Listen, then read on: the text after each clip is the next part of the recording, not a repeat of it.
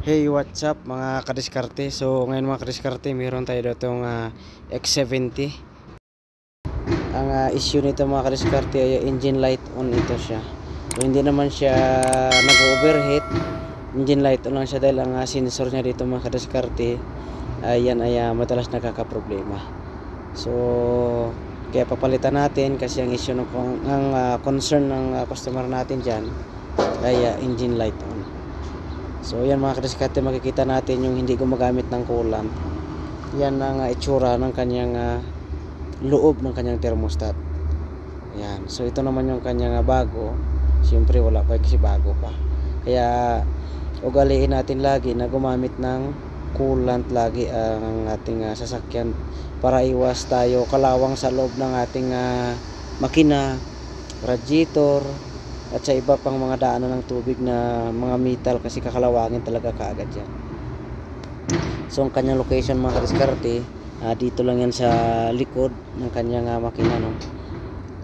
So yan yung coolant natin na gagamitin mamaya. Yan ay issue ng warranty.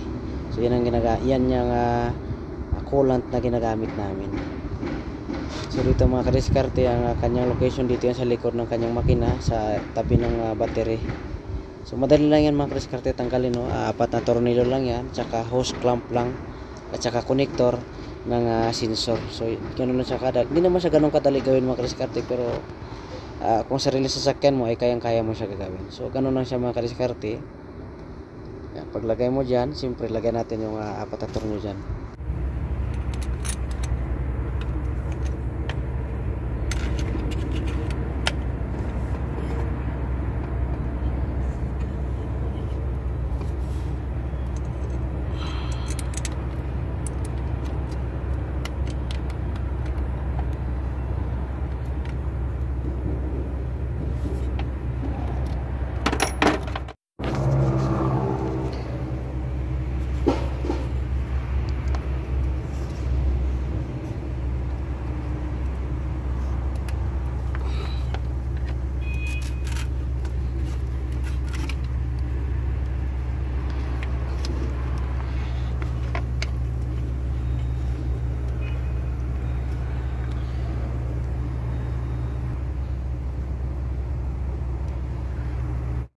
So yun mga kadiskarte, pag nakabit na natin lahat, okay na, connector, clamp,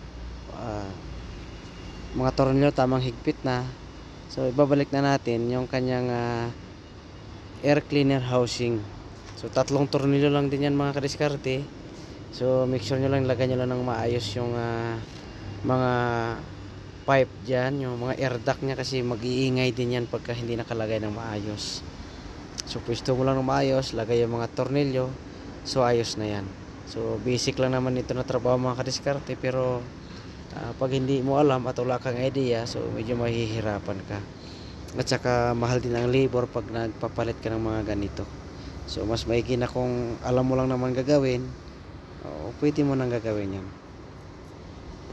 So napaka basic lang naman ito na trabaho.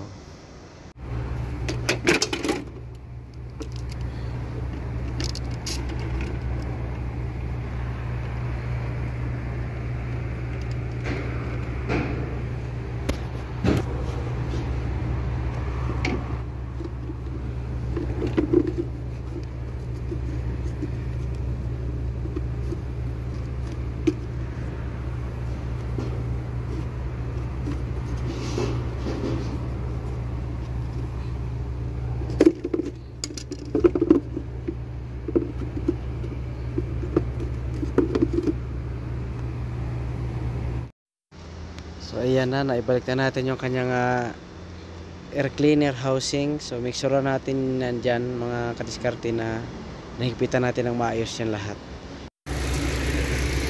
So yun ang mga kadiskarte, hinugasan na lang din natin.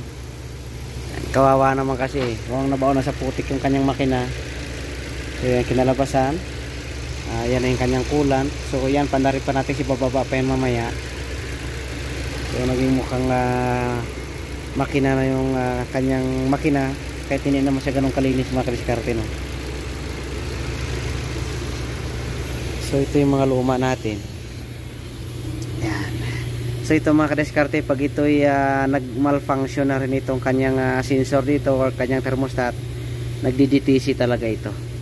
Tapos yung kanyang DTC nito, nag-stored siya kaagad. So tapos yung kanyang engine light on ay naiiwan doon, hindi siya matatanggal. Kahit delete mo siya, mawawala siya. Pagka pinandar mo na naman sa sasakyan, tinakbo mo, babalik na naman yung kanyang DTC. So dito, so pati yung DTC nilagay na rin natin sa description mamaya. Ito yung kanyang thermostat. Pag nagpalit siya kasi yung thermostat, ito na siya, buo na. Ang problema kasi dito mga kadiskarte, ng tubig na nilagay nila ay walang coolant. So tingnan mo naman, yung tubig kasi dito na maraming asin. Yan o. Kaya mabilis nasira. Siguro puro na corrosion doon yung kanyang sensor, kaya nasira na siya. Yung purge valve, nagdi-DTC rin to. Ito kasi pinalitan na lang din natin kasi nga maingay siya.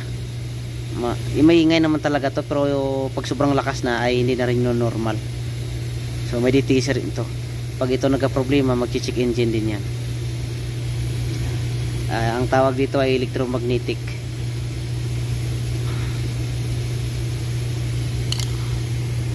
So yun ay pandarin natin, pinapainit lang natin kasi bababa pa yung tubig niya bago natin ibigay sa customer mamaya. So wala na rin check engine ito.